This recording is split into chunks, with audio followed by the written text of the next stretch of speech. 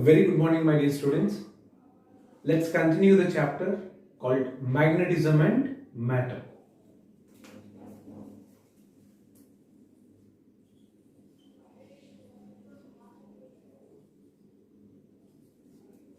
In this magnetism and matter,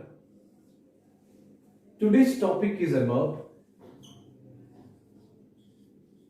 Gauss law in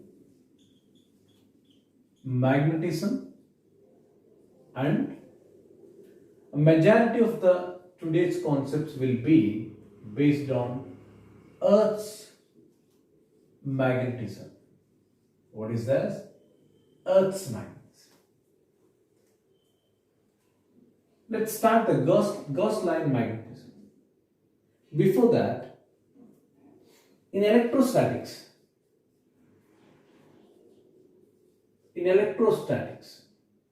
you might have learned the Gauss law. What was that?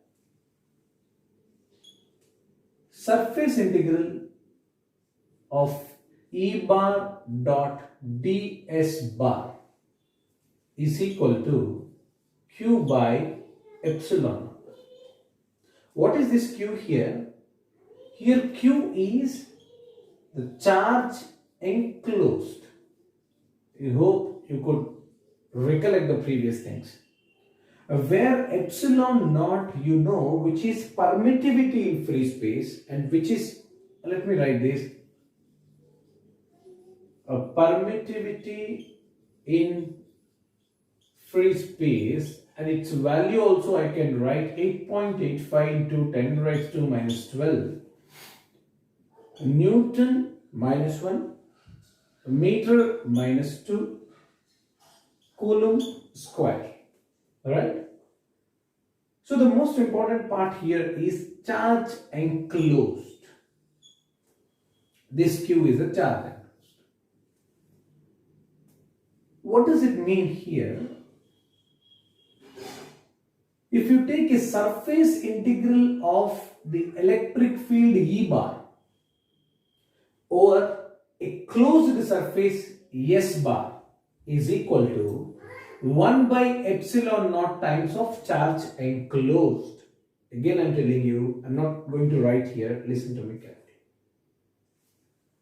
Surface integral of electric field E bar over a closed surface S bar is equal to 1 by epsilon naught times of charge enclosed. Will not be taking into the consideration of the charges which are outside the closed surface.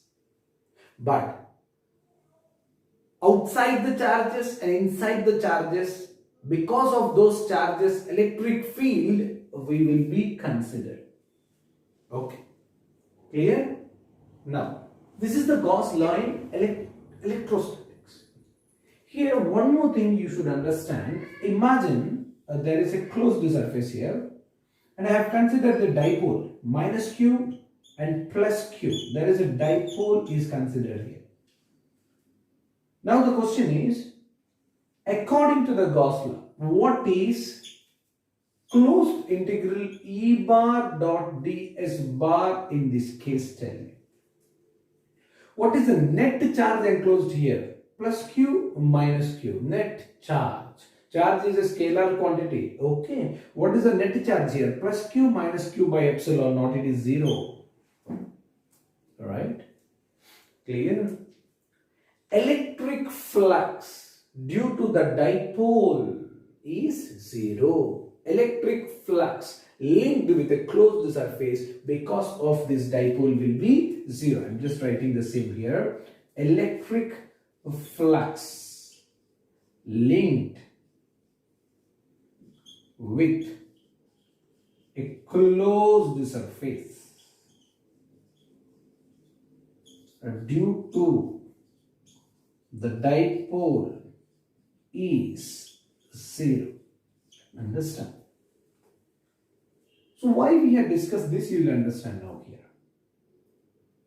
So in this case, what we had learned, if this is the closed surface, you can also keep a small charge, a positive charge or negative charge, you can keep inside. Alright.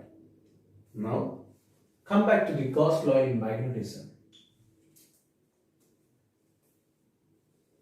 Closed integral or surface integral of b bar dot ds bar is equal to 0. So what does it mean? Surface integral of a magnetic field b bar over a closed surface S is equal to 0. How come it is equal to 0? You should understand now. How come it is 0? If you clearly observe the situation here, this is in electrostatics and this is in the magnetism, where E, electric field, is replaced with magnetic field and the surface, closed surface, is S only, and here electric charge will be replaced in magnetism with the pole strength. Okay, and this is epsilon naught. Here it will be mu naught, permeability in free space, which is mu naught. Its value also, mu naught will be 4 pi into 10 raised to minus 7 Tesla meter per ampere, right? Concentrate here. Here we had considered a single charge which is placed in a closed surface, but a single pole, either it may be a north pole or south pole, you cannot keep it in a closed surface, yes or no?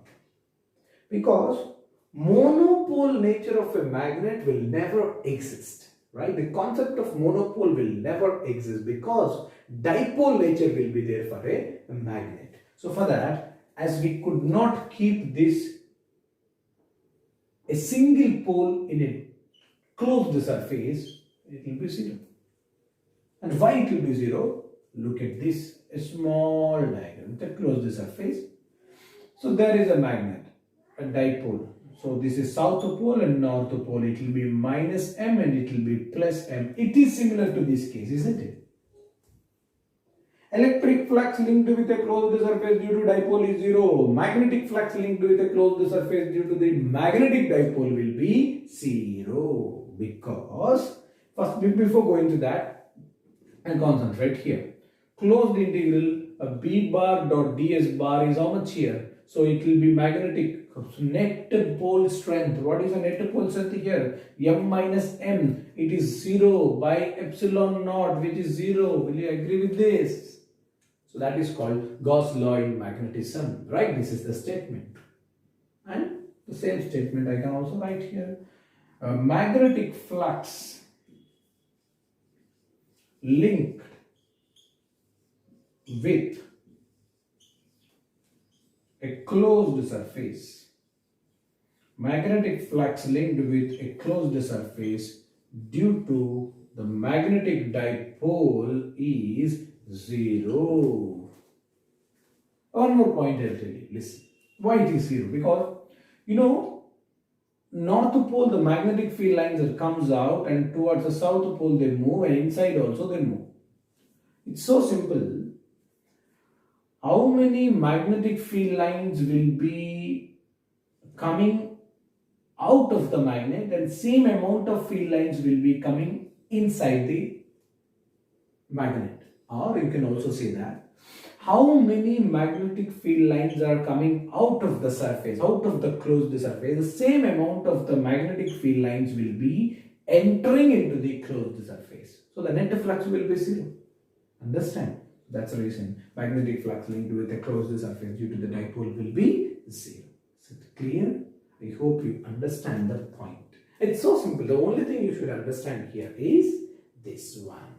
That's it. Okay? And we'll be focusing now on Earth's magnetism in detail. My dear students, let's look at the concept called Earth's magnetism.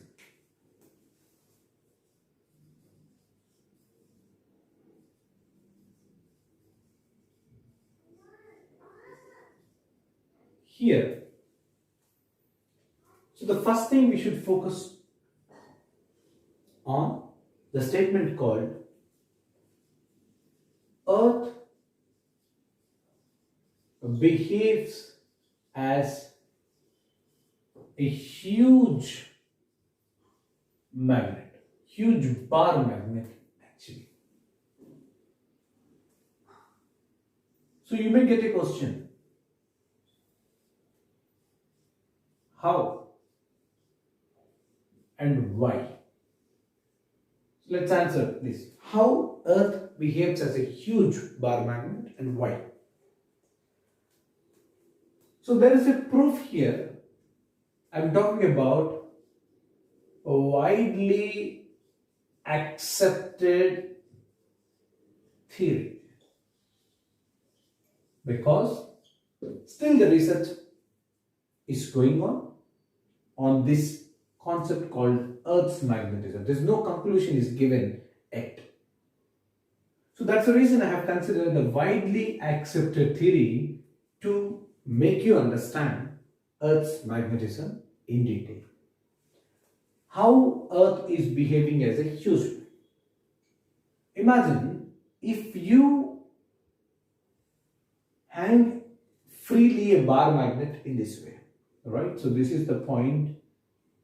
If you hang freely the bar magnet in this way, it will align in this of south pole here and north pole here. I'm talking about as an example. You imagine, definitely the bar magnet will not stay at this moment, at this position. It will definitely bend in this way. So that's the reason Earth is behaving as a huge magnet.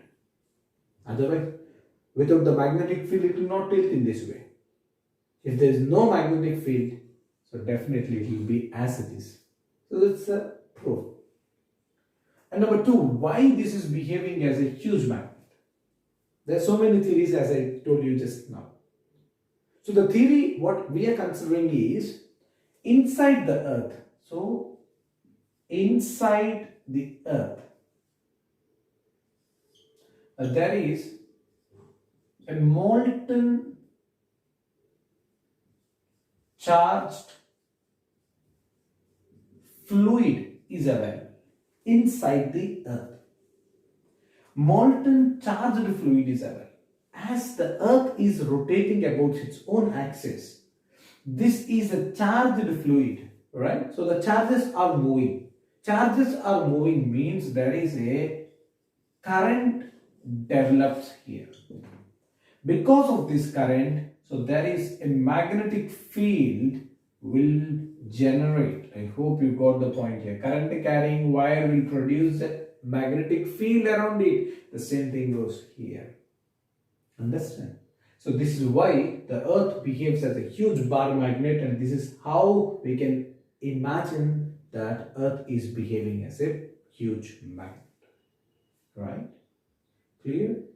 A very important and detailed diagram I'm just going to draw here. Listen to me carefully. Imagine this is what Earth.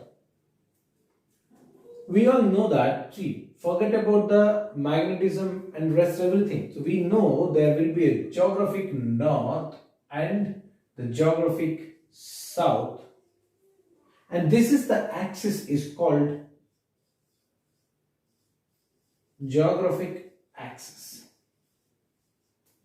And imagine a vertical plane passing through this geographic north and geographic south. Our vertical plane passing through this geographic axis is called geographic meridian. What is that? The geographic meridian.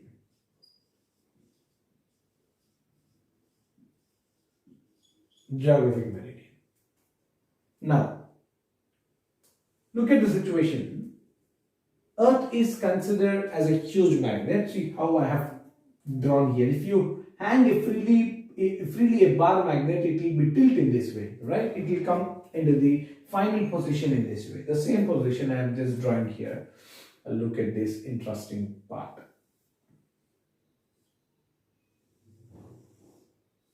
See, The south pole of the bar magnet will be attracted to the north pole of the earth.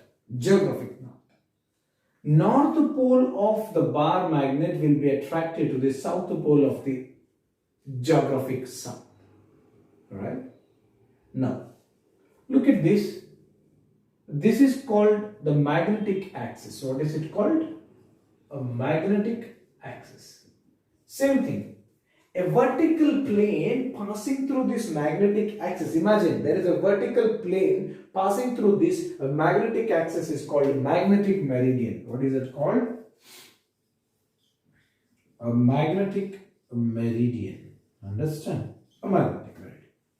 Now, there is an angle between geographic axis and the magnetic axis which is 11.3 degrees. What is that? 11.3 degrees.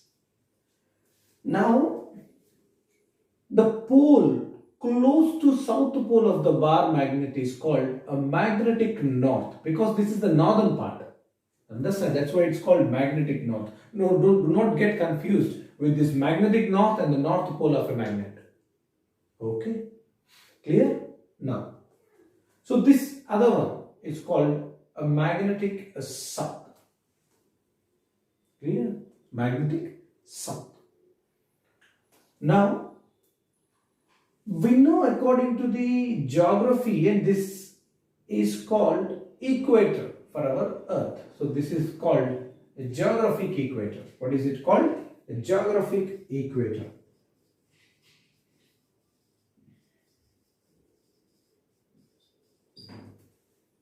And the same way, there is a magnetic equator is also available. Yes or no? When there is a geographic axis, there is a geographic equator. Right? In the same way, when there is a magnetic axis, it will be magnetic equator also available here. So this is the magnetic equator. No confusions. Understand? So that's what a magnetic equator. So this geographic equator, we can also write it as Earth's equator. Alright. Now, we know how the magnetic field lines will be of a bar magnet. Magnetic field lines will be moving from north pole to the south pole. Understand? Same. Magnetic field lines will be moving from north pole to the south pole. Inside the bar magnet also they move. Okay. So this is, look at here. Outside the magnet they move from north to south, and inside the magnet they move from south to north. This is what the magnetic field. This is what the magnetic field around the Earth's surface. Understand? So these are the basics. Now we need to focus on three important things here.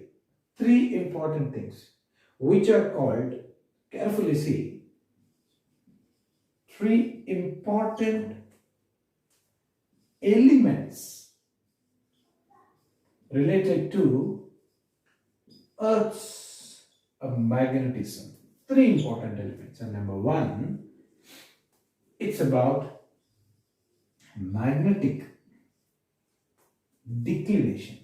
What is that? Magnetic declination, denoted with the symbol theta. And number two, magnetic inclination, which is also called as angle of dip. What is that? Angle of dip, denoted with the symbol delta. Number three, horizontal component of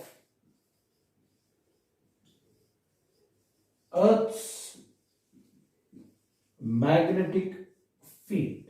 So denoted with the symbol B suffix H. Magnetic field of the Earth we consider as B, and it is horizontal component of Earth's magnetic field B suffix H. When there is a horizontal component and there will be a vertical component of Earth's magnetic field is also available. right? I hope you understood till here. These are the basics about the Earth's magnetism. So the detailed analysis is based on these three important elements of the Earth's magnetism. Let's start with a magnetic declination first. Three elements what we are discussing is, number one, magnetic declination, denoted with the symbol theta.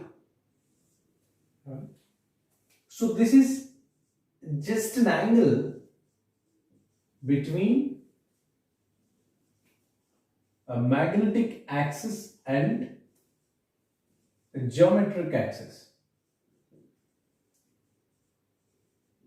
We know the magnetic axis and geometric axis, they will not coincide. Okay, so there is a small angle between them at a particular place. So what is the angle between magnetic axis and geometric axis is called magnetic declination. Now the second one is magnetic inclination or angle of dip, denoted with the symbol delta. And the third one is what? See, about the second one we'll be discussing in detail, because majority of the cases, the questions can be asked from this. Today it will be basics about all these elements, right? In the next class, applications and the numericals will be discussed. Here, what was the third thing? Third element, horizontal component of Earth's magnetic field, right? So it is denoted with the symbol P suffix H. Let's focus on a magnetic inclination or angle of dip. So simple. I had told you already, as today we are going to discuss the basics. Imagine you just hanged a bar magnet in this way. So what is this? In the horizontal direction, carefully see, in the horizontal direction of a magnetic meridian, right? Just we have kept a vertical plane, okay? Imagine this is the vertical plane which is called magnetic meridian. In this vertical plane, we have just hanged a bar magnet initially, or a magnetic needle initially, right? In the horizontal direction, in magnetic meridian, we have just hanged. What happens? Slowly, it will be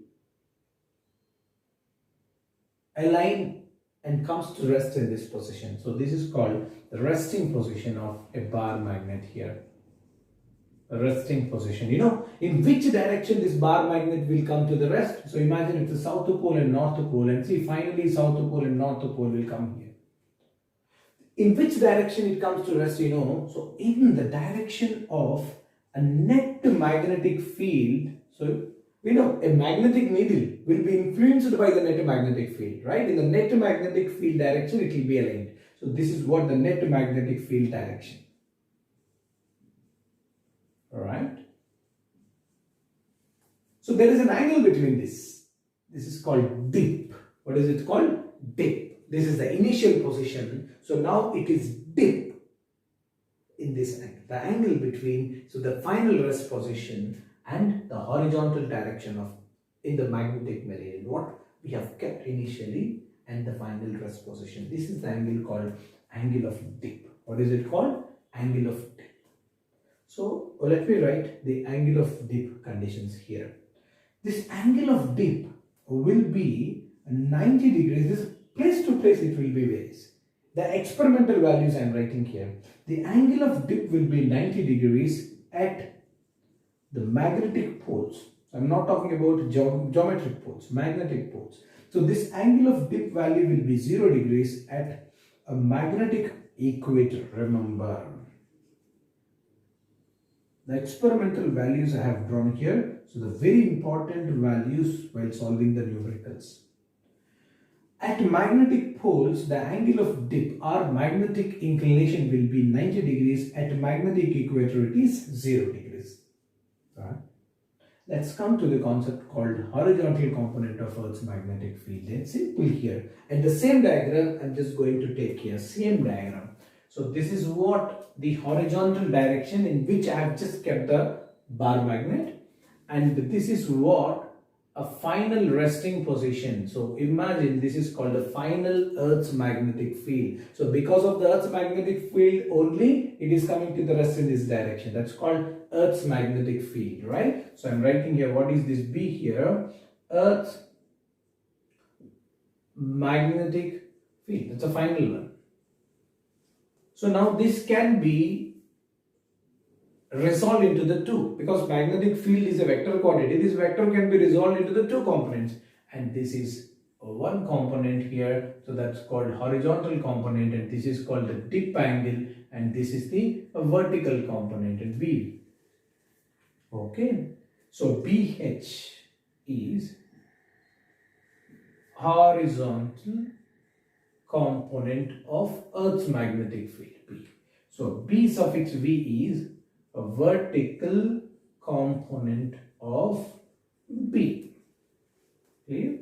So now it is very simple. What is BH? BH is equal to B cos delta. Right? So BV is equal to B sin delta. From here, what you can write?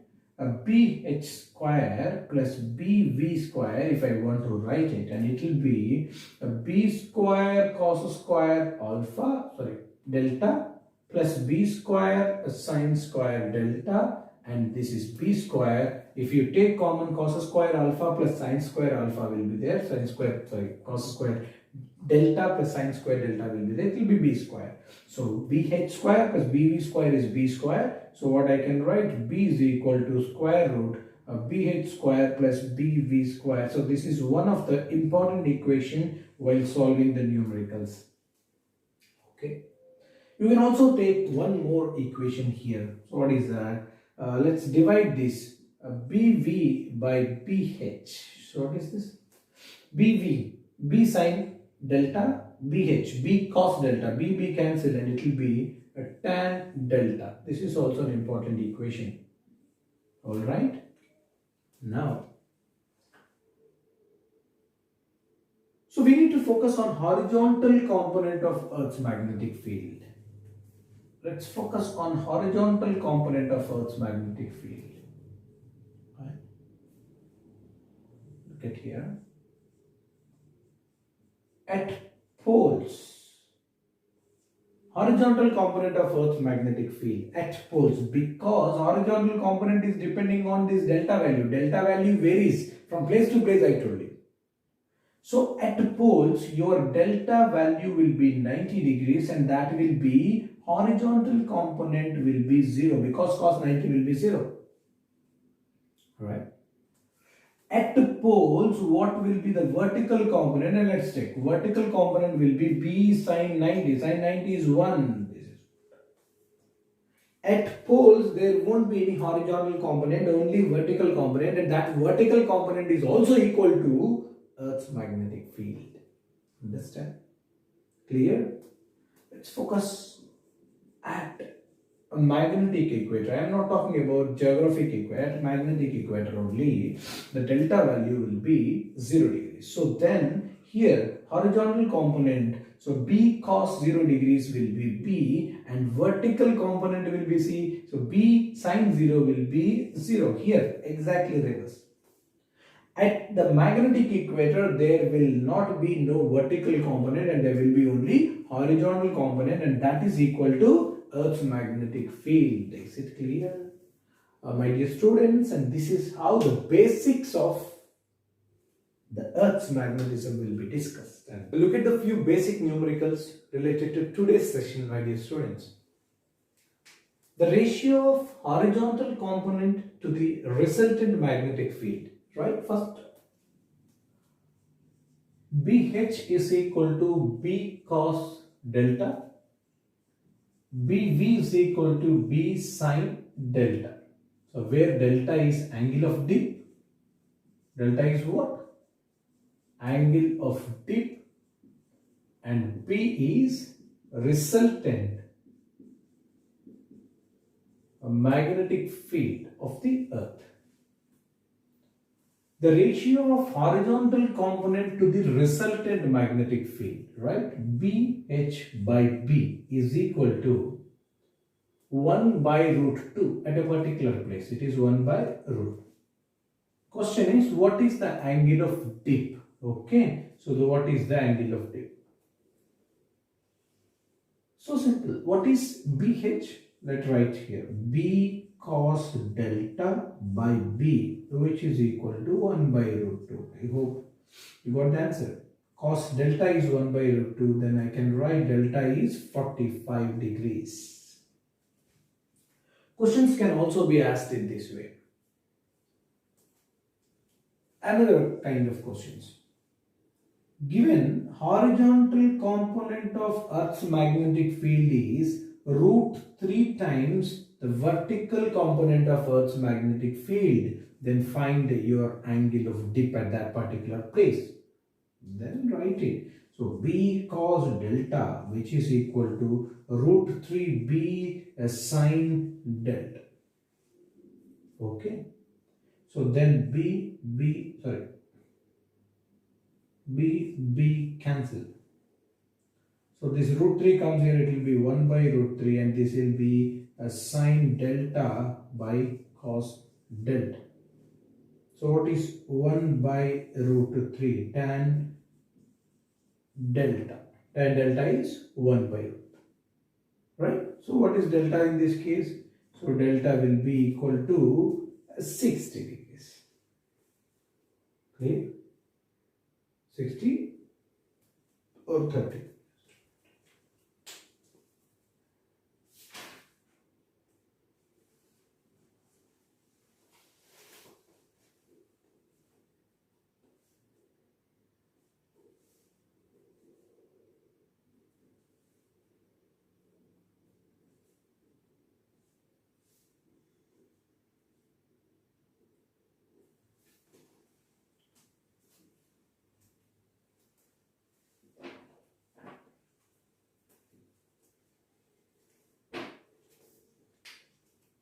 Alright, tan delta is 1 by root 3. Then what is delta here?